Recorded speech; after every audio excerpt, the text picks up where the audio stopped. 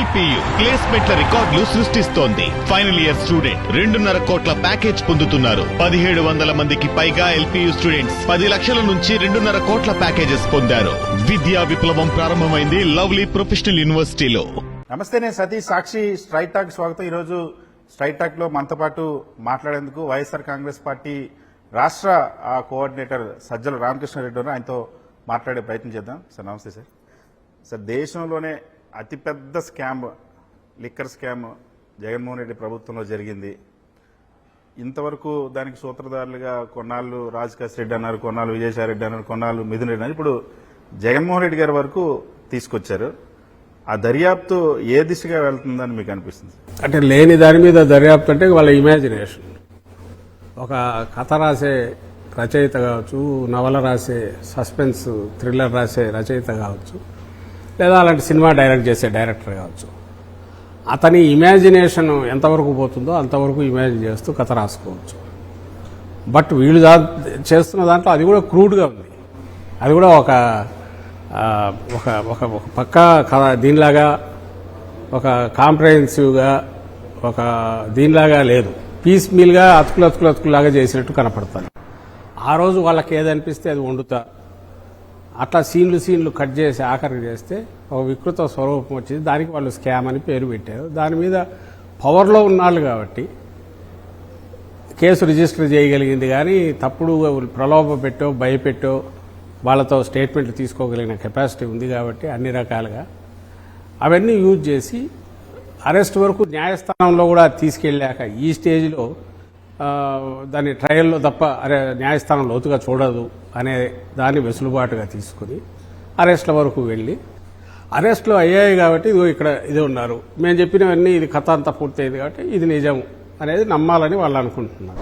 వీళ్ళందరినీ ఎక్కడ అరెస్ట్ చేశారు, ఎందుకు అరెస్ట్ చేశారు అంటే వాళ్ళ డైవర్షన్ పాలిటిక్స్లో పార్టీగా ప్రజలకు ఇచ్చే ఆన్సర్స్ ఇచ్చలేని పరిస్థితి ఉంది కాబట్టి, ఇచ్చిన ప్రామిసులు ఫుల్ఫిల్ చేయలేదు కాబట్టి, ప్రజల గురించి పట్టించుకోవట్లేదు కాబట్టి, అంతకుముందు జగన్మోహన్ రెడ్డి గారి పాలనతో చూస్తే అట్టర్ ఫెయిల్యూర్ ఫ్లాప్ అయ్యారు కాబట్టి దీన్ని క్వశ్చన్ చేసే వాయిస్ ఉండకూడదు. ఆ చేసేది ఒక వైఎస్ఆర్సీపీ జగన్మోహన్ రెడ్డి గారు కాబట్టి వీళ్ళని ఎట్లా ఆపాలి, వీళ్ళ గొంతు ఎట్లా నొక్కాలి. ఇప్పుడు దీంట్లో వీళ్ళు ఈ నెరేట్లో రెండు వాళ్ళకు, ఒకటి మీడియా స్పేస్లో వాళ్ళ తప్పులు, వాళ్ళ పొరపాట్లు, వాళ్ళ ల్యాబ్సెస్, వాళ్ళు ఫాల్స్ ప్రామిసెస్ చేసి ఫుల్ఫిల్ చేయకపోవడం ఇవి రావడానికి ఆపచ్చు. రెండోది క్వశ్చన్ చేసే వైఎస్ఆర్సీపీని ఇబ్బందిలో పెట్టేసి వాళ్ళని అరెస్టులు చేసి ఆ రకంగా ఇచ్చేయచ్చు. ఇంకేదంటే జగన్మోహన్ రెడ్డి గారి వరకు వెళ్ళి ఆ కడుపు మంట కూడా తెచ్చుకోవచ్చు. తన అరెస్ట్ చేయనాడు కాబట్టి ఆ రోజు ఈయనలు చేసేదే చంద్రబాబు నాయుడుకున్న కోరిక కూడా తెచ్చుకోవచ్చు అనే ఉద్దేశంతో పోతున్నారు తప్ప అంతకుమించి దీంట్లో వాళ్ళది సీరియస్నెస్ ఉందని అయితే నేను అనుకోవట్లా. ఒకవేళ సీరియస్నెస్ ఉంటే కేసు ఇట్లయితే ఎంక్వైరీ జరగదు. ఎక్కడ ఫాల్ట్ జరిగిందో, ఎక్కడ లోపం ఉందో అక్కడ మొదలు పెట్టాలి, కేసు బిల్డ్ చేయాలి. అది జరగట్లా, చేసే ప్రయత్నం చేయట్లా. అలాంటి ఆధారాలు ఏదన్నా ఉంటే చంద్రబాబు నాయుడు కేసులో ఉన్నాయి, 14-19 మధ్య ఉన్న కేసులో ఉన్నాయి. దాంట్లో క్లియర్గా ఎవిడెన్స్లు ఉన్నాయి. దాంట్లో ఆయన A3గా ఉన్నాడు, అక్యూజ్డ్ 3గా ఉన్నాడు, నిందితుడుగా యాంటిసిపేటరీ బెయిల్ మీద ఉన్నాడు. దాని నుంచి తప్పించుకోవాలనే దీని మీద ఎక్కువ చేస్తున్నారు. అంతే తప్ప దీంట్లో ఆధారాలు ఎక్కడున్నాయంటే ఆధారాలు చూపలేకపోతున్నారు. కానీ ప్రతి ఒక్క డిస్టిలరీ నుండి కమిషన్లు తీసుకున్నారు.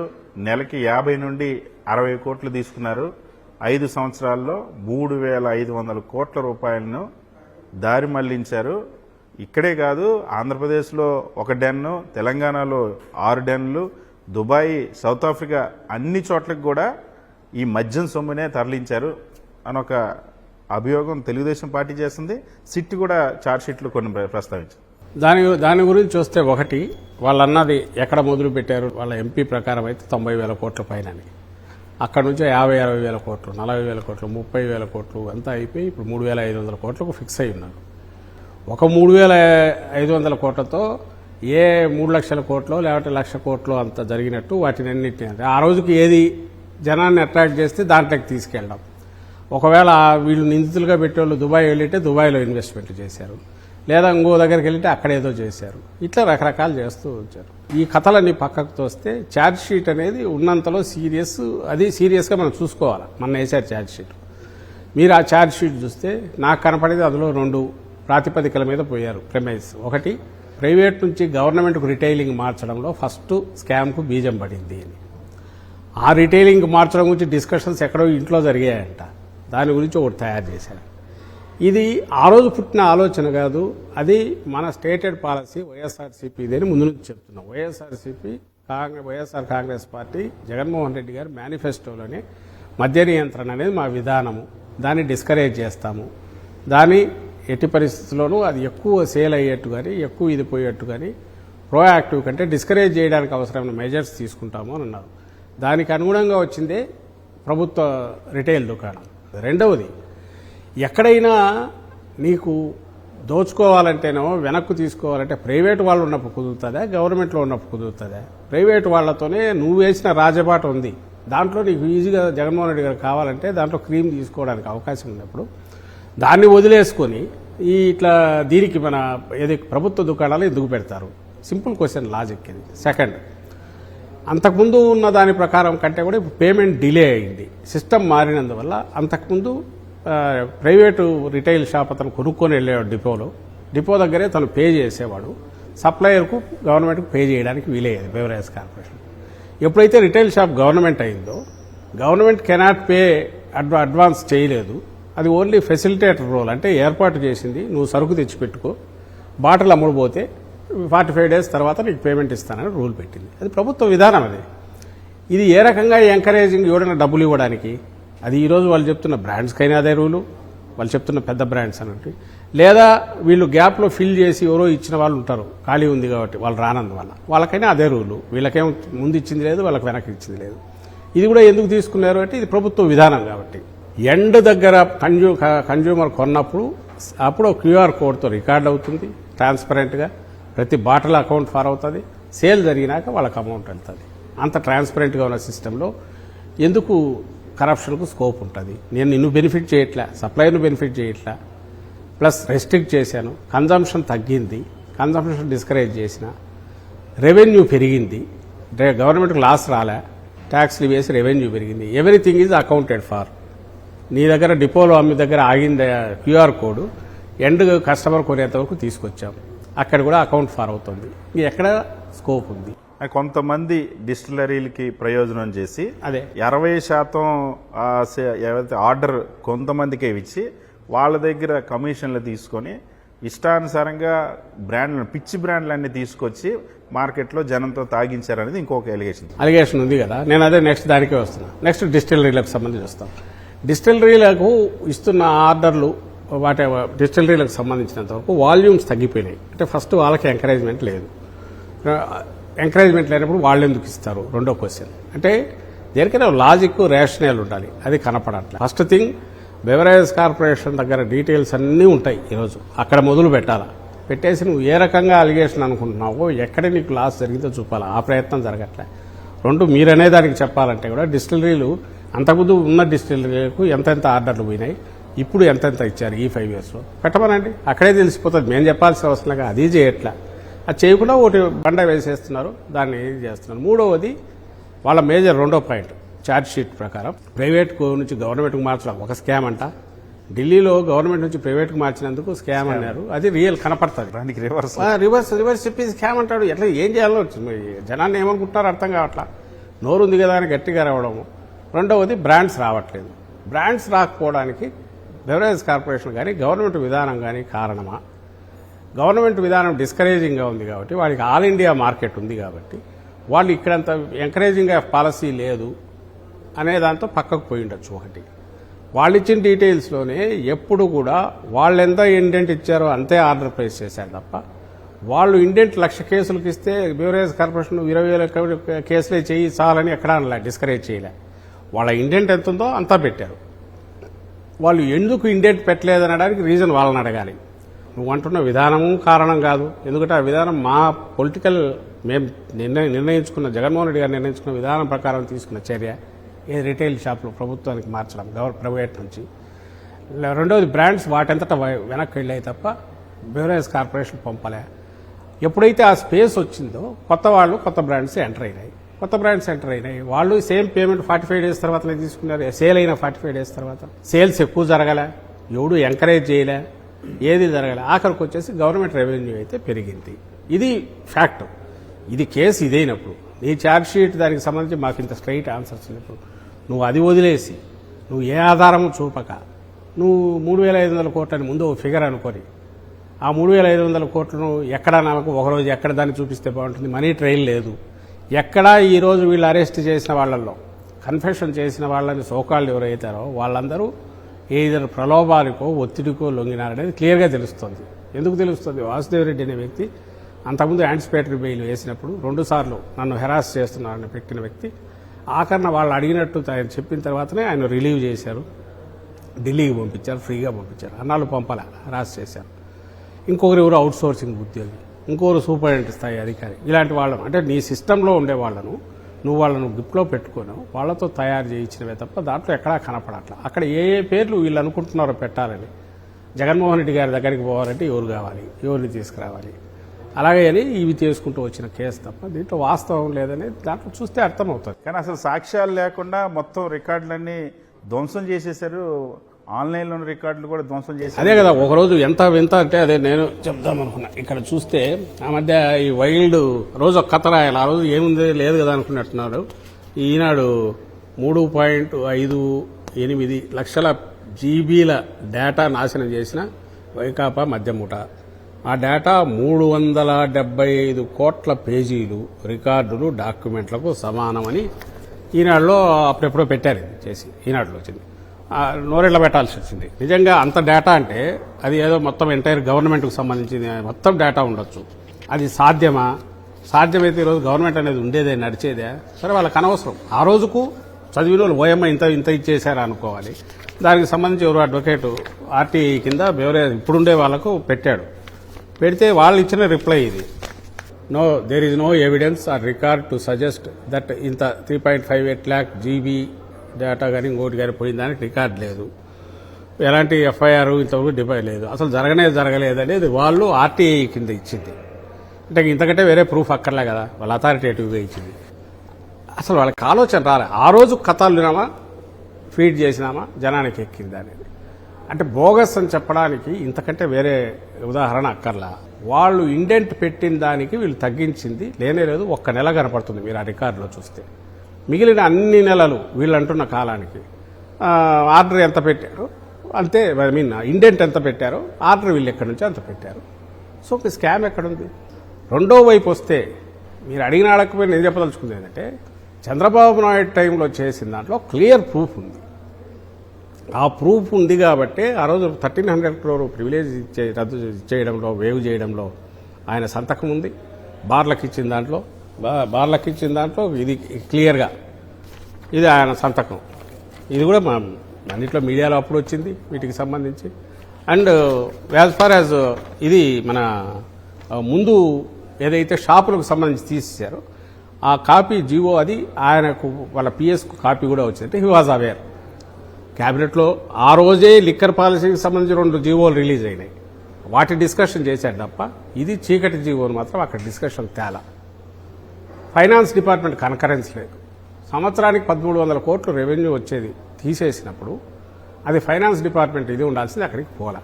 ఇవి ఫ్యాక్ట్స్. మీ లిక్కర్ స్కామ్ ని కప్పిపుచ్చుకోవడానికి ఇప్పుడు జరుగుతుంది liquor scam, Chandrababu liquor scam అని ప్రచారం చేస్తున్నారని తెలుగుదేశం పార్టీ. అది కాదు, నేను రివర్స్ అంటాను. వాళ్ళ మీద ఉన్న కేసు తప్పిపుచ్చడానికి ఇది తీసుకొచ్చారు బయటికి, లేని దాన్ని క్రియేట్ చేశారు. ఎందుకంటే అక్కడ అడ్డంగా దొరికారు, రెడ్ హ్యాండెడ్గా దొరికారు. Chief minister himself was involved, ప్రూఫ్తో ఉంది. నేనేమి మీకు ప్రూఫ్ చూపించాను. ఇక్కడ దీనికి సంబంధించి ఎక్కడుంది? లేదు. అది తప్పించుకోవడానికి ఇది తీసుకొచ్చారు. నిజంగా నువ్వు అది కరెక్ట్ లేదనుకుంటే 2 కలిపి చేయొచ్చుగా, అభ్యంతరంలా చేయమనండి. లేదు 2 కలిపి డిస్కషన్కైనా నేను చెప్తున్నా. నిజంగా వాళ్ళలో సెన్సిబుల్గా మాట్లాడతామంటే మా దగ్గర వాళ్ళకే ఆధారాలు ఎక్కువ ఉంటాయి, రికార్డు ఎక్కువ ఉంటాయి. నా దగ్గర లేదు. నా దగ్గర ఉన్న రికార్డుతో నేను రెడీ. ఎవరైనా సెన్సిబుల్ లీడర్ వాళ్ళల్లో ఉండి ఊరికే సబ్జెక్ట్ వరకు మాట్లాడతామంటే ఐ డోంట్ మైండ్. అయ్యా మా దగ్గర ఇది ఉంది, దీన్ని బట్టి అంటున్నాం. మీరు దేన్ని బట్టి చెప్తున్నారు? మీరు ఎండ్ స్టోరీ వెళ్ళింది ఎండ్ చెప్తున్నారు. నేనేమో మూలం నీ దగ్గర నుంచి ఇదిగో ఇట్లా పోయిందని చెప్తున్నా, బెనిఫిట్ అయ్యారని చెప్తున్నా. డిస్టిలరీలకు ఎక్స్పర్ట్ కమిటీ వద్దని చెప్తే నువ్వు కొత్తగా ఇచ్చావు, మీ పార్టీ లీడర్లకు ఇచ్చావు. మా పార్టీ దగ్గర ఎంపీగా గెలిచిన ఆయన 4 రోజుల్లో తీసుకుని ఎస్పీ వాళ్ళకి బెనిఫిట్ చేసి బెనిఫిట్ కనపడుతుంది. నువ్వు లేదంటే ఎట్లా? నువ్వు కనపడుతుంది బెనిఫిట్. ఇక్కడ అలాంటివి చూపించు. బెనిఫిట్ లేని ఎక్కడి నుంచి వస్తుంది? నేను అడుగుతా. వాళ్ళు ఎవరన్నా ఉంటే నాకు అభ్యంతరం లేదు అట్లా సీరియస్ సబ్జెక్ట్ మీద. But they are not prepared. ఎందుకంటే లేదు కాబట్టి, దాంట్లో లేదు కాబట్టి వేసి ఇంత బండ వేసేస్తే దాన్ని ఎట్లా చేయాలో మేము చూసుకోవాలి. సార్ ఒకవైపు మద్యంలో స్కామ్ చేయడమే కాకుండా 30,000 మందికి నకిలీ మద్యం వల్ల నకిలీ బ్రాండ్ల వల్ల ఊపిరితిత్తులు పోయినాయి, కిడ్నీలు పోయినాయి, నరాలను నలిపేశారని చెప్పి అదొక ప్రచారం సాగుతుంది. అసలు ఫస్ట్ థింగ్ ఈ డిస్టిలరీలు ఈరోజు పుట్టినవి కాదు, ఇంకోటి కాదు. వాళ్ళు రాసిన దాన్ని బట్టి చూస్తే అదేదో మామూలు సారా బట్టీలు లాంటివి అనుకున్నట్టున్నారు. నేను ఇంతకుముందు అన్నట్టు అక్కడ ఎక్సైజ్ రిలేటెడ్ అఫీషియల్స్ ఉంటారు, కంటిన్యూస్ మానిటరింగ్ ఉండేది. ఇదే ఐఎమ్ నాట్ వాచింగ్ వాళ్ళకి సంబంధించి. ఒకవేళ వాళ్ళు అట్లా చేసే వాళ్ళు అయితే డిస్టిలరీ అట్లా చేయడానికి అవకాశం ఉంటాయి. అది ఇప్పుడేం జరుగుతాయా? ఏ గవర్నమెంట్లో ఏం జరుగుతాయా? నువ్వు నీ ఇమాజినేషన్ వద్దు ఏమన్నా కొంచెమన్నా ఉండాలిగా. దానికి స్టాండర్డ్స్ మినిమం చెక్ చేసే క్వాలిటీ ఇది ర్యాండమ్ చెక్ చేస్తుంటారు. ఇది అవుతుంది, అదే ఫాలో అవుతారు. వేరే పోవాల్సిన అవసరం కానీ అఘాయిత్యం కానీ ఉన్నది. ఒకవేళ అట్లా పోతారు ఫ్రీక్వెంట్గా అనుకుంటే ఎప్పుడైనా పోతారు. ఇప్పుడు జరుగుతుండొచ్చు దానికి సంబంధించి. నువ్వు అనే దానికి ఆధారం ఏ రకంగా ఆధారం లేదు. కేసులు నిజంగా చనిపోయారు. ఈ మధ్య జంగారెడ్డి కూడా దాని మీద ఏదో హడావుడిగా ఓటేశారు. ఒకవేళ అట్లా ఒక రాయి వేసి ఇంప్రెషన్ క్రియేట్ చేసి అది ఎక్కడో ఉంటుంది బ్యాక్ ఆఫ్ దీంట్లో ఎప్పుడో మళ్ళీ తీస్తారు దాన్ని. బహుశా దీన్ని సపోర్టివ్గా తీస్తారనుకుంటే తీసి ఇచ్చేస్తారు. ఆయనే తాకపోతే ఎట్లా మీరు తాగండి అని ఆయన మాకు ఆదాయం పెరగాలని ఓపెన్గా చెప్తుంటాడు. బాగా తాగండి మీరు తమ్ముళ్ళు బాగా తాగితేనే మాకు ఆదాయం వచ్చేది. జగన్మోహన్ రెడ్డి గారు ఎప్పుడు అనలే, తగ్గించడానికి ప్రయత్నం చేశారు. నువ్వు ఇప్పుడు అధికారంలో ఉన్న 30,000 నువ్వు మందిని ఎక్కడ చనిపోయారో లిస్టులన్నీ తీసి ఇచ్చేయచ్చు వాళ్ళకి సంబంధించి. అట్లా ఆయన పవన్ కళ్యాణ్ 30-40 వేల మంది అమ్మాయిలందరూ మాయమైనారు దాని మీద చేయొచ్చు. చేయాలంటే లేదు కాబట్టి వాళ్ళు చేయట్లే. నువ్వు ఈ ఊరూరా ఇల్లులో అడ్డంగా మద్యం పారించినప్పుడు పోయే అవకాశం ఉంటుందా? రెడ్యూస్ చేసినప్పుడు అవకాశం ఉంటుందా? It's simple common sense question. మీ దగ్గర ఏమీ లేవు, లేనందువల్ల తప్పుడు ఇవి చేస్తుంటావు. అందులో భాగంగానే వెళ్ళి ఇలాంటి ఆరోపణలు. సార్ జగన్మోహన్ రెడ్డి గారి దగ్గర గతంలో పనిచేసినటువంటి వాళ్ళు ధనుంజయ రెడ్డి గారు కానీ కృష్ణమోహన్ రెడ్డి, తర్వాత ఇప్పుడు ఎంపీ మిథున్ రెడ్డిని అరెస్ట్ చేశారు. సో చుట్టూ ఉన్న వాళ్ళని అరెస్ట్ చేశారు. నెక్స్ట్ జగన్మోహన్ రెడ్డిని అరెస్ట్ చేస్తారు. అరెస్ట్ చేయాలని ముందే తెలుగుదేశం పార్టీ ఎమ్మెల్యేలు టీడీపీ ఆఫీస్ నుండే మాట్లాడుతున్నటువంటి పరిస్థితి. అది జరిగితే ఈ పార్టీ ఎదుర్కోవడానికి సిద్ధంగా ఉందా? వాళ్ళ కోరిక అది. వాళ్ళకు చంద్రబాబు నాయుడు కోరిక ఉంది, ఆయనకు అట్లా చేయాలని ఉంది. అండ్ వాళ్ళ పార్టీ వాళ్ళకు ఉండొచ్చు. ఎందుకంటే పదంలో వేస్తే ప్రజల పక్షాన్ని రైజ్ చేస్తున్న వాయిస్ ఓన్లీ వైఎస్ఆర్సీపీ రైజ్ చేస్తుంది, బలంగా చేస్తుంది. నేను మిగిలిన వాళ్ళు చేసేవాళ్ళు చేస్తుండొచ్చు, మీగ్గా చేస్తుండొచ్చు, వీక్గా ఉండొచ్చు. బలమైన పార్టీ కాబట్టి బలంగా చేస్తుంది. నాయకుడు బలమైన గట్టి గొంతుతో ఆయన క్వశ్చన్ చేస్తున్నాడు. సో ఒకటే ఆ గొంతు నొక్కాల. రెండవది పీపుల్స్ నేను ఇంతకుముందు అన్నట్టు పబ్లిక్ డైవర్ట్ చేయాలా. మీడియా స్పేస్ అంతా వాళ్ళతో దీంతో ఇది నింపాలి. ఈ 3 పర్పస్లు సర్వ్ అవుతాయి. 4వది ఆయన కోరిక కూడా ఉండొచ్చు. తనను అరెస్ట్ చేసి చెప్పారు కదా, తను అరెస్ట్ చేశారంటే ఆ రోజు బేస్తో 3 ఏళ్ల తర్వాత విత్ ఎవిడెన్స్ చేసింది. ఇప్పుడు ఆ కోరిక కూడా ఉండొచ్చు దాన్ని తీయాలని. బట్ నేనేమంటున్నామంటే ఒకవేళ అట్లాంటిది ఏదైనా ఆ ఎవెన్చువాలిటీ ఉంటే ఆశ్చర్యపోవాల్సిన వాళ్ళ కోరిక అంత బలంగా ఉంది. చట్టాలు అంతగా బెండ్ చేసిన వాళ్ళు దాన్ని కూడా చేసే ప్రయత్నం చేయొచ్చు కాదను.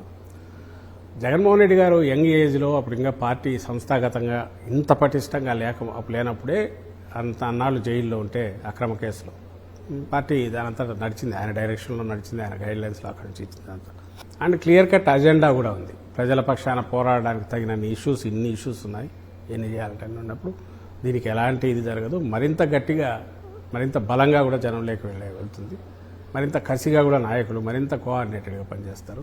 తప్పుడు కేసులు సరే 4 రోజులు పెడతాం, 4 నెలలు పెడతాం. ఎస్ హెరాస్మెంటే, ఇబ్బందే, భరిస్తాం, బయటకు వస్తాం. మరింత కసిగా పోరాడదామనే దీంట్లో ఉన్నారు కాబట్టి ఆయన అలాంటి ఆలోచనల వల్ల ఏం ఉపయోగం ఉండదు. ఆయన భ్రమ అది. But we are ready to face it. So నేరమయమైనటువంటి రాజకీయాలు జగన్మోహన్ రెడ్డి చేస్తున్నారు. ఆ పార్టీలో ఉన్న వాళ్ళంతా కూడా నేరస్తులే. అటువంటి జగన్మోహన్ రెడ్డితో రాజకీయం చేయడం నాకు వచ్చినటువంటి దురదృష్టం అని చంద్రబాబు అంటారు. రాజకీయాలు ఇలాంటి నేరమయ రాజకీయాలు చేసే వాళ్ళని ఉండనివ్వనని చంద్రబాబు మాట్లాడుతున్నారు. నేరమయం లేకపోతే నేరస్తులు, నేర ప్రపంచంతో సంబంధాలు ఉన్న వాళ్ళు ఎవరంటే రికార్డు తీస్తే అసలు ఆయన ఆరిజిన్ దగ్గర నుంచి తీసుకుంటూ పోతే, అంటే ఈ జనరేషన్లోకి తెలియకపోవచ్చు అప్పటి నుంచి చూస్తే కానీ, ఆయన దీంట్లోనే ఈరోజు లక్షల కోట్లకో, ఆ రికార్డెడ్గా కూడా 1000 కోట్లకో ఉన్న వ్యక్తి యాక్చువల్ ఆరిజిన్ ఎక్కడ మొదలైంది. ఆ విధంగా ముందుకు పోవచ్చని ఆయన ఆ లాభం చూపించినప్పుడు ఎలక్షన్ అఫిడవిట్లోనో 1000 కోట్లు చూపించినప్పుడు చెప్పొచ్చు. కానీ వాస్తవం ఏంటనేది ప్రజలకు తెలియదా? యాక్చువల్ తను అనుకోవాల్సింది అద్దంలో చూస్తా తనను తాను అనుకోవాలి. నీ బతుకు నువ్వు ఇంత నేరస్తుడివి, ఇంత తప్పులు చేసి వచ్చినావు తనను తాను అనుకోవాలి. అది జగన్మోహన్ రెడ్డి గారిని అంటున్నాడు. తానేంటో, తానేం చేస్తున్నాడో, తన పార్టీ ఏం చేస్తుందో, తాను ఎంత అవినీతికి పాల్పడతాడో ఇవన్నీ తీసి క్లీన్గా ఉన్న జగన్మోహన్ రెడ్డి గారి మీద వేసి ఇదే ఒక క్యారెక్టర్ క్రియేట్ చేసి ప్రజలను మిస్డైరెక్ట్ చేసి చూపించి దాన్ని దెబ్బ కొట్టాలని చూస్తున్నాడు. అది అందరికీ తెలుస్తుంది.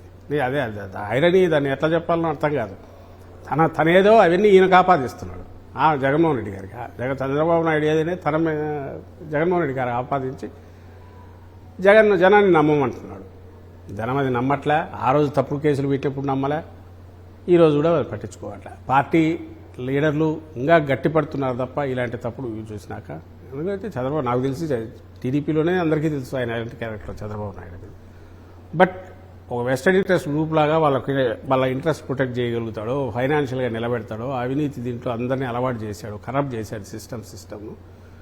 దాని మీద ఇంట్రెస్ట్ దాని మీద బతికే వాళ్ళందరూ ఆయనకు సపోర్ట్ ఉంటారు. సరే, ఇన్వెస్టర్స్ వచ్చిన వాళ్ళందరూ కూడా నా దగ్గరికి ఎవరు వచ్చినా మళ్ళీ జగన్మోహన్ రెడ్డి వస్తే మా పరిస్థితి ఏంటి అని అడుగుతూ ఉన్నారు. నేను ఆ భూతాన్ని రానివ్వను, భూస్థాపితం చేస్తానని చెప్తున్నాను అని చెప్పి చంద్రబాబు పదే పదే మాట్లాడుతున్నాను అంటున్నాడు కదా. మరి ఆ రోజు వచ్చిన ప్రాక్టికల్గా ఇండస్ట్రీస్ ఈరోజు ఏమొచ్చినాయి? ఈరోజు 10 లక్షల కోట్లు ఎంతో చూశాను. నెలకు 10 లక్షల కోట్లు అయినాం. సంవత్సరం కూడా కాదు, నెలకు 10 లక్షల కోట్లు చెప్తూనే ఉంటాడు. ఆ లెక్క ప్రకారం ఇప్పుడు 1 కోటి కోట్లు దాటిండాల వచ్చేది. ఈ నెక్స్ట్ ఇయర్ వచ్చేసరికి రావాలా. ఎక్కడా రాలేదని తెలుసు. వాళ్ళు ఉన్నారు కాబట్టి ఒకటైతే చేస్తున్నాడు. అమరావతిలో హడావుడిగా 1000 కోట్ల కాంట్రాక్టులు టేకప్ చేసి సైఫన్ అవుట్ చేసేదైతే చేసుకుంటున్నాడు. ఈ పక్క ఇండస్ట్రీస్ ఒక్కటి రావట్లేదు. జగన్మోహన్ రెడ్డి గారు ఉన్నప్పుడు రియల్గా వచ్చాయి. మార్కెటింగ్ మేము ఈయనలాగా చేసుకోకపోయిండొచ్చు, వాటి రోజు షోకేసింగ్ చేసుకుంటా ఇది ఓహో అద్భుతాలు చేస్తున్నామని. ఎందుకంటే ప్రాక్టికల్ గ్రౌండ్ మీద కనపడేవి, రియల్ పబ్లిక్ ప్రజల జీవితాల్లో మార్పు తీసుకొచ్చేవి ఏమేమి రావాలా అనేవి ఇన్ఫ్రాస్ట్రక్చర్, మేజర్ ఇన్ఫ్రాస్ట్రక్చర్, పోర్ట్లు తీసుకొచ్చాము. వాటన్నిటిని ఈరోజు ప్రైవేటైజ్ చేస్తున్నాడు. ఫిషింగ్ హార్బర్స్ తీసుకొచ్చాము. వాటిని అన్నింటినీ అడ్డంగా ఇచ్చేస్తున్నాడు, క్లెయిమ్ చేసుకుంటున్నాడు. తను మెడికల్ కాలేజ్ ప్రైవేటైజ్ చేస్తున్నాడు. ఇవన్నీ ఇండస్ట్రీస్ వచ్చాయి, పెద్ద పెద్ద ఇండస్ట్రీస్ నేమేని పెద్ద గ్రూపులన్నీ వచ్చాయి. వాటన్నిటికి సంబంధించి అవి వాటంతా జరిగేది. Part of the government. నువ్వు నిజంగా సిన్సియర్గా చేస్తే నువ్వు డబ్బా కొట్టుకొని ఇది చేసుకోవాల్సిన అవసరం లా. నువ్వు చేయాల్సింది వెల్ఫేర్ మెజర్స్ ఎట్లా చేస్తున్నావో డెవలప్మెంట్ కూడా ఫోకస్ పెట్టి చేస్తూ పార్ట్ ఆఫ్ ది నీ మొత్తం నిన్ను ప్రజలు ఎన్నుకున్నందుకు చేయాల్సిన పని, బేసిక్ పని అది. అది చేయకుండా ప్రచారం చేసుకోవడం ఎట్లా? ఈ చేయకుండా ప్రచారం చేస్తూ ఇందులో ఏదన్నా ఇదైతే ఇక జగన్మోహన్ రెడ్డి దీనికి భూతంలాగా ఆయన చూపించి ఆయన్ను దాన్ని ఏమంటారు ప్రజల దృష్టిలో చేసే ప్రయత్నం చేస్తున్నాడు. బట్ జనం ఆయన నమ్ముతున్నారు జగన్మోహన్ రెడ్డి గారిని. దాన్ని ఎట్లా దెబ్బ కొట్టాలా, ఇదిగో విలన్ లాగా చూపాలా, అంతకుమించి తనకు తెలియదు. డెస్పరేట్ లాస్ట్ డిచ్ ఎఫర్ట్స్ కంటిన్యూస్గా ఎదురుగా ప్రత్యర్థి లేకుండా ఎట్లా చేయాలనే చేసే దాంట్లో భాగంగానే ఆ ప్రచారం చేస్తుంటారు. జనానికి తెలిసి ఎవరేంది అనేది. ఇంకా ఆయన ఎలివేట్ అవుతున్నాడు. ఈ సంవత్సరం పాలన చూశాక జగన్మోహన్ రెడ్డి గారు అంతకుముందు ఎవరికన్నా ఇది ఉన్నా కూడా ఇంకా పెద్ద ఎత్తుగా ఈయన కనపడుతున్నారు. టాల్ ఇదిగా తయారయ్యారు. ఇతని మిస్రూల్ వల్ల, అసలు అరాచకం వల్ల. రూల్ అనేది 5 సంవత్సరాలు మీరు విధ్వంసం చేసింది సరిపోక ఇప్పుడు రాష్ట్రానికి అప్పులు కూడా పుట్టకుండా అడ్డంకులు సృష్టిస్తూ ఉన్నారు, కుట్రలు చేస్తూ ఉన్నారు. అమరావతికి అప్పు పుట్టకుండా వరల్డ్ బ్యాంక్కి కంప్లైంట్ చేశారు, దాన్ని అధిగమించాం. ఏపీ ఎండిసి బాండ్లు ఇష్యూ కాకుండా కంప్లైంట్ చేశారు. ఇవన్నీ కూడా జగన్మోహన్ రెడ్డి చేస్తున్న కుట్రలు అని చెప్పేసి మాట్లాడుతున్నాం. కాన్స్టిట్యూషనల్ వైలేషన్ అది. ఇప్పుడు ఏపీ ఎండిసికి సంబంధించి క్లియర్ కట్గా కాన్స్టిట్యూషనల్ వైలేషన్ అది. స్టేట్ నీ కన్సాలిడేటెడ్ ఫండ్ మీద డైరెక్ట్ ప్రైవేట్ వాళ్ళకు హక్కు ఇవ్వకూడదు. నువ్వు నేరుగా వచ్చి తీసుకునే హక్కు ఫస్ట్ టైం ఇక్కడ ఇచ్చినారు ఈ ఏపీలో. అది క్లియర్గా అందరూ ఒప్పుకుంటున్నారు. అది ఈ మధ్య నేషనల్ న్యూస్ పేపర్స్ చూసినా ఫస్ట్ టైం ఇది ఇచ్చి ఇన్వెస్టర్కి ఇది అట్రాక్టివ్. అంటే కార్పొరేషన్ వాళ్ళు చూపించిన దాంట్లో ఏ కారణాలు రాకపోతే గవర్నమెంట్ నిధిలోంచి నేరుగా తీసుకోవచ్చు ప్రైవేట్ వాడు అనేది ఫస్ట్ టైం జరిగింది. దాని మీద కోర్టులో కేసు కూడా ఉంది, వేశారు. అందులో అది పాయింట్అవుట్ చేయకపోతే ప్రతిపక్షంగా ఫెయిల్ అయినట్టు. నువ్వు చేస్తున్న దోపిడీని, నువ్వు చేస్తున్న నీ అరాచకాన్ని నువ్వు అడ్డుకోకపోతే. రెండవది నువ్వు పెడుతున్న మిగిలినవన్నీ కాంట్రాక్టులు కానీ క్లియర్గా అమరావతిది ఈరోజు జరుగుతుంది. అమరావతిది నువ్వు దానికి సంబంధించినంతవరకు యూఆర్ గోయింగ్ అహెడ్, ఓకే బాగానే ఉంది. బట్ అక్కడ రూపాయిది నువ్వు 10 రూపాయలు చూపించి 10 రూపాయల మీద మొబిలైజేషన్ అడ్వాన్స్లో ఇమ్మీడియట్ లాక్కుంటూ ముందు కాంట్రాక్ట్ ఇచ్చేసి మొబిలైజేషన్ అడ్వాన్స్ తీసుకొని ఈ రూపాయికి 10 రూపాయలు ఏదైతే పెంచి చేస్తున్నావో ఈ అప్పుల బరువు అంతా కూడా స్టేట్ మీద పడుతుంది. నువ్వు చేసేది ఒకటి, నీకు వచ్చే కమిషన్ కోసం ఇది పెంచుతున్నావు. లేకపోతే నాకు తెలియగలుగుతా ఇప్పుడు 6 లక్షల ఎస్ఎఫ్టీ ఉన్నట్టుంది సెక్రటేరియట్ నాకు తెలిసి. హెచ్ఓడీస్ కలిపితే ఇంకో 2 లక్షలు వేసుకో, 3 లక్షలు వేసుకో, 10 లక్షల ఎస్ఎఫ్టీ. 50 లక్షల ఎస్ఎఫ్టీ బాబు, 50 లక్షల ఎస్ఎఫ్టీ ఏం చేయాలనుకుంటున్నాడు ఆయన? ఏది ఉంది, ఓ బిల్డింగ్ ఆల్రెడీ ఉండగా. అండ్ రెండవది అసెంబ్లీ నాకు తెలిసి అది 20 లక్షలు ఏదో పెట్టాడు. హైకోర్టు అది 20 లక్షలు ఎంతో పెట్టినట్టున్నాడు. అంటే దానికి తనకు కాంట్రాక్ట్ వాల్యూ పెరగాల, ఫస్ట్ దీన్ని బేస్ పెంచాలా, దీన్ని డబుల్ చేయాలా. అప్పటికిప్పటికి డబుల్ చేశాడు. మళ్ళీ ఎవరికి ఇచ్చాడంటే సేఫ్ అప్పుడు కిక్ బ్యాక్స్ తీసుకున్నాడని ఇన్కమ్ ట్యాక్స్ నుంచి వచ్చిన అంటే మీరు అమరావతిని పట్టించుకోకపోవడం వల్ల, ఆలస్యం చేయడం వల్ల అంచనాలు పెరిగినాయని చెప్తున్నారు. ఏ అంచనాలు పెరిగాయి అప్పటికిప్పటికి? దానికి సంబంధించినంత ఏ బేసిస్? బయట ఎక్కడన్నా ఆ రేట్కి ఇస్తున్నారా? రోడ్లు బయట నీకు అక్కడ వేస్తున్న రోడ్లకు 50 కోట్ల వరకు కూడా పోయినారంటే, బయట 20 కోట్లు 22 కోట్ల కిలోమీటర్కి అయ్యేది మంచి దీని దగ్గర అయినా 50 కోట్లకు పోయినారంటే అక్కడ దోపిడీ కనపడక నువ్వు స్టాండర్డ్ యార్డ్ స్టిక్ ఏం చూస్తావు? ఇది చూసే కదా నువ్వు చూడాల్సింది. ఏ రకంగా పెరిగింది అప్పటికిప్పటికి? ఒకటి కన్స్ట్రక్షను, జస్ట్ నువ్వు స్కై స్క్రాపర్ పెద్ద పెద్ద ఆకాశ హర్మ్యాలు కడతానడము, ఇంకోటి అనడము, ఆ స్థాయిల్లో కుదురుతుందా అంటే? ఒకటి కాదు ఫాల్ట్, దాంట్లో లోతుకు పోతే అది డిఫరెంట్ పెద్ద సబ్జెక్టు. దానిలోకి అంత లోతుకు పోకుండానే కనపడుతున్నది నువ్వు చేస్తున్న దాంట్లో, నువ్వు సెలెక్ట్ చేసుకున్న దాంట్లో అక్కడ ఆబ్వియస్లీ ఎక్కువ ఖర్చు అవుతుంది. పని జరిగే సంవత్సరానికి 3-4 నెలలు జరుగుతుంది. నువ్వు 5 ఏళ్లలో మొత్తం ముగిస్తానంటావు. ఇప్పుడు 1 లక్ష కోట్లు అప్పు దాకా పోతున్నావు, ఇంకో 1 లక్ష కోట్లు చేస్తావు. ఇది మోయాల్సింది ఎవరు? స్టేటే కదా. ఓకే, తర్వాత నువ్వు సెల్ఫ్ ఫైనాన్స్ అంటున్నావు. ఈ మధ్య కూడా డిస్కషన్ అయింది అంటున్నారు. నేను అడుగుతాను, సెల్ఫ్ ఫైనాన్స్ అంటే నువ్వు అక్కడ ఎకరా ఎంత కమ్ముతావు? నువ్వు చేస్తున్న 2 లక్షల కోట్లకి ఎన్ని ఎకరాలుగా? ఇందులో మళ్ళీ నీ లేఅవుట్ల డెవలప్మెంట్, దాని ఇన్ఫ్రాస్ట్రక్చర్ లేదు. అది దానికి అవుతుంది. మీరు దాని మీద దృష్టి పెట్టట్లే. ఇప్పుడు వాళ్ళ గొడవ ఏంటి? మాకు ప్లాట్లు ఇచ్చినావా, ఎక్కడున్నాయో తెలియట్లే, దానికి దారులు లేవు, లోన్ కావాలంటే బ్యాంకులో పెడితే రావట్లేదు. ఇది వాళ్ళ గొడవ. నువ్వు దాన్ని అడ్రస్ చేయట్లే. దానికి సంబంధించినంతవరకు ఇది కాకుండా సపరేట్ వీటి మీద పెడుతున్నావు. ఏదైతే ప్రొడక్టివ్ కాదో, లేదా యాక్చువల్ నువ్వు ప్రామిస్ చేసిన రైతులకు ఉపయోగపడవు, వాటి మీద పెడుతున్నావు. పోనీ అది పెట్టినా ఓకే, ఇంత అప్పు తెచ్చి పడేస్తున్నావు. సెల్ఫ్ ఫైనాన్స్ అంటున్నావు. ఎంత కమ్ముతావు నువ్వు? 4,800 గజాలు ఎకరం అంటే 5,000 గజాల ఉజ్జాయింపు అనుకుంటే 4 కోట్లకు కొంచెం తక్కువ వస్తుంది ఎకరం. నువ్వు అంతకు మించి అమ్మాలంటే నువ్వు అంతకే కొన్నావా? అదొక క్వశ్చన్, అదొక డిఫరెంట్ క్వశ్చన్. నువ్వు ఎంత కొన్నావు? చంద్రబాబు నాయుడు అనే వ్యక్తి అక్కడ 7,500 కొన్నాడు అంటే అది రైతులను మోసం చేయడమే. ఉందని నువ్వు అనుకుంటే నువ్వు 7,500కి ఎట్లా కొన్నావు? 40,000 గజం ఉంటే మిగిలింది క్యాష్ ఇచ్చావా? బాధ్యత కలిగిన ముఖ్యమంత్రిగా దానికి ఆన్సర్ ఇవ్వాల్సి ఉంటుంది. లేదు 7,500 అనుకుంటా ఉంది అంతే రేట్ అనుకుంటే మరి నువ్వు ప్రజలను మోసం చేస్తున్నావు. రేపు నువ్వు అమ్మినా కూడా ఇంతకు మించి రాదంటే, 4 కోట్లకు మించి రాదంటే సెల్ఫ్ ఫైనాన్స్ ఎట్లా అవుతుంది నీకు? అంటే స్టేట్ మీద 2 లక్షల కోట్లు పరుగు పడినట్టే కదా. ఇవన్నీ దృష్టిలో పెట్టుకొని జగన్మోహన్ రెడ్డి గారు వాట్ ఎవర్ హ్యాపెండ్ అది హ్యాపెండ్, అదే ఇంత తప్పులు చేసి స్టేట్ని ముంచే బదులు ఇప్పుడే భరించలేనంతుంది నువ్వు విజయవాడ గుంటూరు మధ్య ఇక్కడ పెట్టేస్తే న్యాచురల్ ఆర్గానిక్ గ్రోత్ ఉంటుంది. అది ఎలాగో డెవలప్ అవుతుంది. అది ఎలాగో డెవలప్ కాక ఏమవుతుంది? ఆల్రెడీ మొదలైన రోడ్లు వస్తున్నాయి కాబట్టి అది డెవలప్ అవుతుంది. బట్ వితౌట్ బర్డనింగ్ స్టేట్ మీద అప్పు పడేసి బరువు చేయకుండా ఆర్గానిక్ న్యాచురల్ గ్రోత్కు 10 ఏళ్ళు 15 ఏళ్ళు ఇప్పుడు హైదరాబాద్లో ఉంది. హైదరాబాద్లో ఫైనాన్షియల్ డిస్ట్రిక్ట్ ఉంది. ఈ రోజుకు ఇంకా డెవలప్ అవుతుంది. ఇట్ టుక్ 20 years పట్టింది. But organic growth, natural growth ఉంటుంది.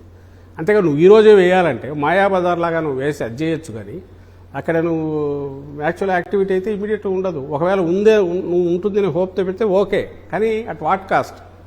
ఈ కాస్ట్ అంతా బేర్ చేయాల్సింది ఎవరు? స్టేటే కదా. వచ్చే నెక్స్ట్ ఏ గవర్నమెంట్ ఎవరు వచ్చినా కూడా 2 లక్షల కోట్లు అప్పు అంటే ఒకేసారి నువ్వు యాడ్ చేస్తే దీంతో అది can the state with stand, తట్టుకోగలదా? ఇది క్వశ్చన్. ఇప్పుడు మరొక 44,000 ఎకరాల భూములు సేకరించాలని ఆల్రెడీ క్యాబినెట్ వరకు వెళ్ళడం, రైతుల నుండి వచ్చినటువంటి వ్యతిరేకత వల్ల అది కొంచెం హోల్డ్లో ఉంది. ఈ భూసేకరణ, అదనపు భూసేకరణని వైఎస్ఆర్ కాంగ్రెస్ పార్టీ ఎలా చూస్తుంది? ఇప్పుడు 2వ ఫేజ్ పక్కన పెడితే ఆయన ఈ ఒక రియల్ ఎస్టేట్ కంపెనీ, అది మోసం చేసే రియల్ ఎస్టేట్ కంపెనీ ఎట్లా బిహేవ్ చేస్తుందో చంద్రబాబు నాయుడు గారు ఆయన ఆధ్వర్యంలో ఉన్న వాళ్ళు అట్లా పనిచేస్తున్నారని అనుకోవాల్సి వస్తుంది. నేను ఎందుకంటున్నా అంటే సిన్సియర్గా సీరియస్గా చేసేవాడు కూడా డెవలప్మెంట్ ల్యాండ్ తీసుకున్నప్పుడు యాక్చువల్ ఏం డెవలప్మెంట్ ఉందో అవి చూపిస్తారు, అది ప్రొజెక్షన్స్ ఇస్తారు, వాటిని చేస్తారు. మోసం చేసేవాడే రియల్ ఎస్టేట్ ఊరిక ఒక విమానం దారేసి అక్కడ పక్కనే విమానం, ఈ పక్కనే రైల్వే స్టేషన్ పెడతాడు. దగ్గరలో ఎక్కడా లేకపోయినా కూడా వేసి ప్రజలు డూప్ చేస్తారు. ఆ చేయడంలో కూడా మరి ఆయన అత్యాశ ఏందో తెలియట్లా. కానీ ఈ ల్యాండ్ అంతా ఎట్లా తీసుకుంటాడని కాదు, తీసుకొని ఏం చేస్తాడని కాదు, తీసుకున్న తర్వాత నువ్వు డెవలప్ చేయాలంటే ఎట్లా చేస్తాడనే దానికి కూడా ఒక ప్లాన్ లేకుండా కేవలం సెల్ఫ్ ఫైనాన్స్ కింద నేను అమ్మడానికి ల్యాండ్ కావాలి కాబట్టి దాన్ని అమ్మడానికి ఇప్పుడు మిగిలేది సరిపోదు కాబట్టి ఇంకొంత ల్యాండ్ ఏదో తీసుకొని సోదరు దాన్ని అమ్ముతాను, మిగిలింది నా దగ్గర నాది పెంచుకుంటాను, నా దాంతోకి రాకుండా అనే ఒక బిహేవియర్ ఏదో అది కనపడుతుంది తను చేస్తున్నది అంటాం. సరే, ముందు దానికి నీ కమిట్మెంట్ ఏమైనా తీర్చావా వాళ్ళకు? ఇది మోసమే కదా. వాళ్ళు ఈరోజు అడుగుతున్నది ఎవరు రైతులు అక్కడ అడుగుతున్నది, నేను ఇంతకుముందు అన్నదే, మా ప్లాట్ ఎక్కడో తెలియట్లా, దాని లోన్ రావట్లా, పిల్లలకు రాయిద్దామంటే కుదరట్లా, సేల్ చేద్దామంటే కుదరట్లా, దానికి నువ్వు ఆన్సర్ ఇవ్వలేకపోతున్నావు. జేఏసీ వాళ్ళు కూడా అదే చెప్పారు సార్. అమరావతి జేఏసీ అనుకున్న వాళ్ళు కూడా ఎక్కడైతే ధర్నాలు చేశారో అదే వేదిక మీద వాళ్ళ ఎవరైనా అదే అడుగుతారు, వాళ్ళు అదే అడుగుతారు. నువ్వు దీన్ని అడ్రస్ చేయకుండా ఇష్యూస్ ఖచ్చితంగా 2-3 పాయింట్లు అయితే, ఇది ఇప్పుడు అమరావతి కాన్సెప్టు ఆర్ క్యాపిటల్ దానికి సంబంధించి ఒకటి పక్కన పెడితే, నువ్వు ఒకటి చేసేటప్పుడు దాంట్లో పొరపాట్లు ఏముంటావో పాయింట్అవుట్ చేయడం అనేది ప్రతిపక్షంగా మా బాధ్యత. పాయింట్అవుట్ చేయాలి. అందులో నేను ఇంత అన్నవి వస్తాయి. నిజంగా నీ ప్రియారిటీ ఏది ఉండాలా? రైతులది ఫస్ట్ ఉండాలా. వాళ్లకు మొత్తంగా ప్లాట్లు డెవలప్ చేసి, వాళ్ళ ఇన్ఫ్రాస్ట్రక్చర్ క్రియేట్ చేసి, వాళ్ళ కమ్యూనిటీస్ క్రియేట్ చేసి, వాళ్ళకి హ్యాండ్ ఓవర్ చేయడం నీ ఫస్ట్ బాధ్యత. నువ్వు అది చేయట్లా, ఎందుకంటే అది ఈస్ట్మన్ కలర్లో కనపడదు. నువ్వు స్కై స్క్రాపరు 50 లక్షల కోట్లను ప్లస్ డబ్బులు రావు, దాంట్లో తక్కువ వస్తాయి. దీంట్లో అయితే నేరుగా ఒకేసారి మొబిలైజేషన్ అడ్వాన్స్ సుమారుగా ఇవ్వచ్చు, అంటూ కావాల్సింది వెనక్కు రాబట్టుకోవచ్చు, అండ్ ఓ డ్రీమ్ క్రియేట్ చేయొచ్చు. ఎంతకాలం ఇది రంగుల కళలు క్రియేట్ చేసి నడుపుతావు? ఇది కాదని మళ్ళీ నువ్వు అక్కడికి పోతే రెసిస్టెన్స్ సహజంగానే వస్తుంది, కోపం వస్తుంది వాళ్ళకు. దానికి మళ్ళీ వాళ్ళని అప్పించడానికి నానా రకాలు బెదిరిస్తున్నారంట. చాలా చోట్ల వాళ్ళు పంపించి మాట వినకపోతే ఇది చేస్తా, మీరు ఇచ్చి తీరాలి, లేకపోతే ఒప్పుకోము అని చేస్తున్నారు. అన్ని రకాల ప్రయోగిస్తున్నారు. ఒక మాఫియా ముఠ ఎట్లా బిహేవ్ చేస్తుందో అట్లా బిహేవ్ చేస్తుంది అంటున్నారు. సో ఈ మొత్తం దీంట్లో తనకు తాను ఆశ ఇది ఈజీ మనీ కనపడుతుందో తెలియట్లా. కానీ ఈ ప్రాజెక్ట్ నుంచి ఇంకో ప్రాజెక్టు ఏదో ఈ 1,00,000 ఎకరాలు 2,00,000 ఎకరాలు చేయాలి, చేసేసి ఇది చేసుకొని దాంట్లో క్రీమ్ ఎట్లా రావాలా, ప్రజలు ఎట్లా పోతే నాకెందుకు, వాళ్ళకి భ్రమ కల్పిస్తే ఈ 4 ఏళ్ళు నడుస్తుంది. ఇప్పుడు ఎయిర్పోర్టు, ఇంటర్నేషనల్ ఎయిర్పోర్టు, మొన్న ఎవరో ఆయన సోమనాథేశ్వర గారు పాయింట్అవుట్ చేసినట్టు రైల్వే స్టేషన్ 1,500 ఎకరాలు. ఏంటో అది అర్థం కావట్లేదు. 1,500 ఎకరాలు రైల్వే స్టేషన్ ఏం చేస్తారు, ఎందుకు తెలియదు. 1,500 ఎకరాలు. సో ఏదో ఒకటి చెప్పాలి, ఒక డ్రీమ్ సెల్ చేయాలి. సినిమా కాదు, ఇదేమో రియల్ జీవితాలతో ఆడుకుంటున్నాడు. అది డేంజర్. అది ఇక్కడ ఆడుకుంటూ వాళ్ళను ముంచుతున్నాడు. ఈరోజు ఎవరైతే ఆయన నమ్ముకున్నారో వాళ్ళందరూ ఆయన భ్రమ పెట్టి దోచుకుంటున్నాడు, నిలువు దోపిడీ చేస్తున్నాడు. ప్లస్ అది అంత అప్పు రాష్ట్రం మొయ్యలేదు అనే ఉద్దేశంతోనే జగన్మోహన్ రెడ్డి గారు ఆ రోజు ఆలోచన చేశారు. లేదు ఇప్పుడు నువ్వు నడపాలనుకుంటావు, ఓకే బాగానే ఉంది, బట్ దీని మీద మళ్ళీ ఉన్నవి వాడుకొని సౌకర్యాలు వాడుకోవడం కాకుండా, ఆ రోజు జగన్మోహన్ రెడ్డి గారు 3 క్యాపిటల్స్ అన్నప్పుడు ఒకటి బరువు ఎక్కువ పడుతుంది, అది కష్టం మోయలేము, 1,00,000 కోట్లు 5 లక్షల కోట్లు కావచ్చు. ఎందుకంటే ఇది సంవత్సరంలో 3-4 నెలలకు మించి పని జరగదు. ఎందుకంటే 2 తుఫాన్లు వచ్చే ఛాన్స్ ఉంటుంది. నెల్లూరు వైపు వచ్చేది వస్తుంది, మనకు రెగ్యులర్ మాన్సూన్ అప్పుడు వచ్చే అవకాశాలు ఉంటాయి. అలాంటప్పుడు టైం తక్కువ అయినప్పుడు ఇప్పటికే సంవత్సరం అయిపోయింది. 5 ఏళ్లలో అవుతుందా, 10 ఏళ్లలో అవుతుందా? 5 ఏళ్లలో అయితే కాదు, 10 ఏళ్ళు కావచ్చు. ప్రతిదీ లోతుకు పోవాలి. పైల్ ఫౌండేషన్ అయితే కాదు, కాస్ట్ పెరిగిపోతుంది, ఎస్కలేట్ అవుతుంది. ఇది ఇంకా ఏదో ఎండమావిలో వెతుక్కుంటా నెట్టుకోవడం అనే ఉద్దేశం ఒకటి. రెండవది 3 ప్రాంతాలకు డ్రీమ్ ఉందని ఆ రోజు జగన్మోహన్ రెడ్డి గారు ఆకాంక్ష తెచ్చినట్టు ఉంటుంది, దీనికి సొల్యూషన్ ఉన్నట్టుందని అనుకున్నారు. వితౌట్ లీవింగ్ దిస్ ఇక్కడ కూడా ఒక క్యాపిటల్ పెట్టుకుని లెజిస్లేటివ్ అని ఆ రోజు అనుకున్నారు. సరే కాదు, నువ్వు ఇదే పెట్టాలనుకున్నావు. ఆ రోజు ఏమన్నావు, నువ్వు ఉన్నవి సరిపోతాయి, ఏం పెట్టాల్సిన అవసరం లేదు, అసెంబ్లీ ఇది ఉంది ఇవే వాడుకోవచ్చు అని. మరి వాడుకోవచ్చుగా, చేయొచ్చుగా. ఈరోజు ఎందుకు దానికి పోతున్నావు మొత్తం ఇది? నువ్వు పెట్టాలనుకున్నాను అమ్యూనిటీస్ క్రియేట్ చేయొచ్చుగా, లేఅవుట్లలో పెట్టి చేస్తే yes at least is trying is attempting అంటుంది. నువ్వు దానికి పెట్టట్లేదు కదా. ఇప్పుడు 67,000 కోట్ల ప్రాజెక్ట్ అంటే రకరకాల డిఫరెంట్ వస్తున్నాయి, కానీ వాటిని పూర్తి అడ్రస్ చేయట్లే. సో ఆయనకు ఆ ఉద్దేశము లేదు. ఈ భ్రమ క్రియేట్ చేసి దాంట్లోనే దోచుకోవాలనుకున్నాడు, దాన్ని ఎక్స్పాండ్ చేసుకుంటున్నాడు, దాంట్లో కొట్టుకుపోతున్నాడు ఆయన. సార్ 11 సీట్లు వచ్చినటువంటి వైఎస్ఆర్ కాంగ్రెస్ పార్టీ ఇంకోవైపు 1 ఇయర్ పరిపాలన పూర్తి చేసుకున్న కూటమి ప్రభుత్వం. సో ఈ 1 ఇయర్ తర్వాత ఈ వైఎస్ఆర్ కాంగ్రెస్ పార్టీ మళ్ళీ పుంజుకుంటుంది అన్న నమ్మకం కలిగిందా? అటు మీ పార్టీ పర్ఫార్మెన్స్ చూసి క్యాడర్ చాలా డీలా పడి ఉన్నారు అన్నటువంటి ఒక మెసేజ్ బాగా ఎక్కువ గతంలో ఎక్కువ చర్చ జరిగింది. ఆ క్యాడర్ మళ్ళీ పుంజుకునేటువంటి అవకాశం, మళ్ళీ క్యాడర్ని ఉత్తేజపరిచేటువంటి అవకాశం కనిపిస్తుందా?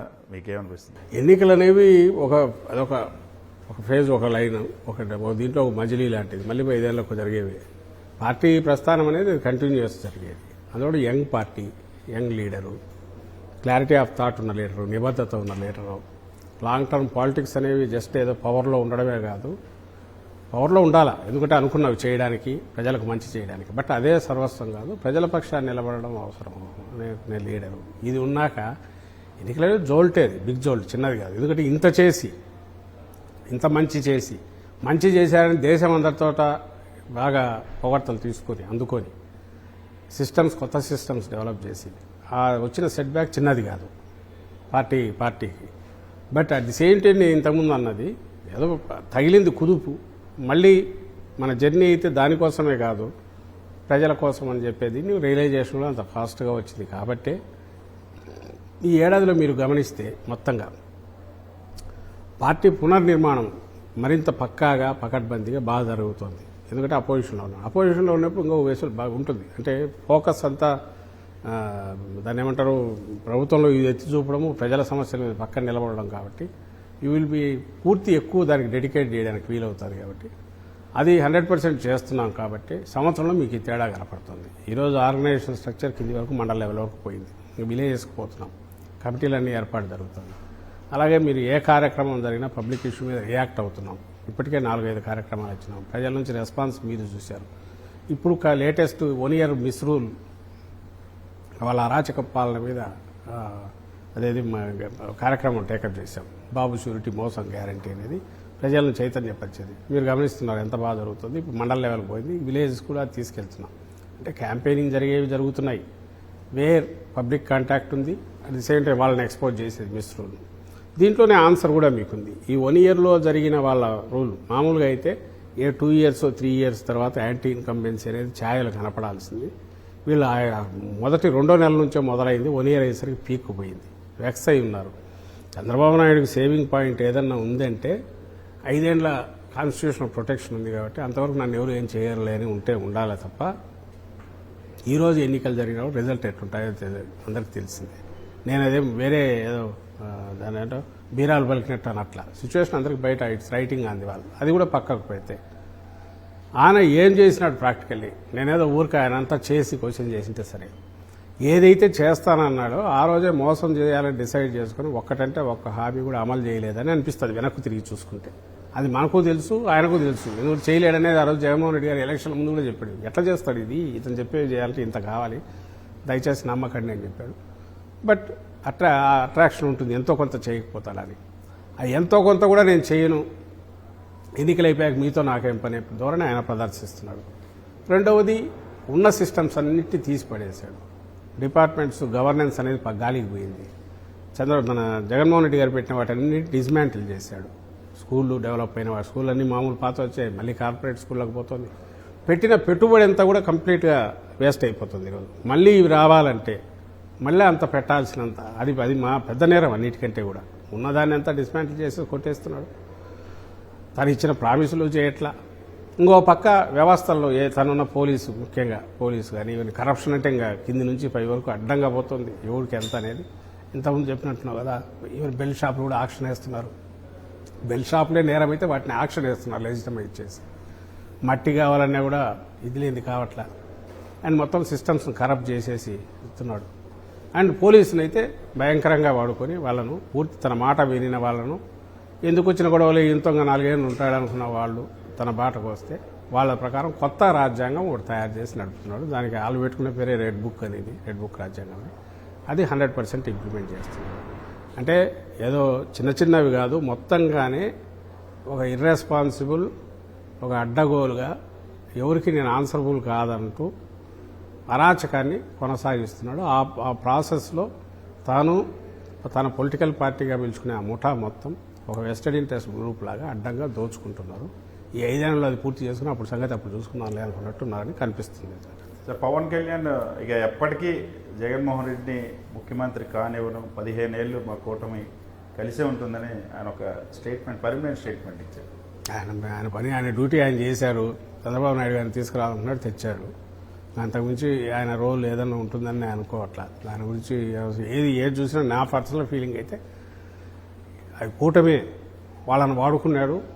బీజేపీని కానీ పవన్ కళ్యాణ్ కానీ ఈయన పవర్లోకి వచ్చాడు. సో మాకు కనపడుతున్నది అయితే చంద్రబాబు నాయుడు కనపడుతున్నాడు. ఒకవేళ వాళ్ళు నమ్మి మోసపోయారా, లేదంటే ముందు తెలిసే మోసపోయారా, లేదంటే మోసపోలేదని అనుకుంటున్నారా లేదా ఇదే బాగున్నారు, ఇదే రియల్ పాలన అనుకుంటున్నారు అనేది వాళ్ళ ఇష్టం, అది జనం డిసైడ్ చేస్తారు ఒకవేళ ఇదైతే. బట్ వాళ్ళ వల్ల ఆయన అయితే బెనిఫిట్ అయ్యాడు. ఇంకా వాళ్ళు ఎక్కడికి పోతారులే చచ్చినట్టు పడి ఉంటారని ఆయన అనుకుంటుండొచ్చు. వాళ్ళు కూడా ఇంత చేసినాక మనం ఏం చేస్తాంలే అని ఆయన కూడా అంటుండొచ్చు. కానీ ఆ 15 ఏళ్ళు చంద్రబాబు ఉంటాడని అంటున్నాడు తప్ప మళ్ళీ ఇంకోరు వస్తారని అయితే అనట్లేదు అతను. సో అదేదో వాళ్ళ మధ్య జరిగే గొడవ, దాని గురించి నేను సార్ జగన్మోహన్ రెడ్డి అధికారం పోయినా ఇంకా మారలేదు, వాళ్ళ కార్యకర్తలను కూడా కలవడం లేదని నారా లోకేష్ టీడీపీ సమావేశాలు, కార్యకర్తల సమావేశాల్లో ప్రతిరోజు చెప్తున్నారు.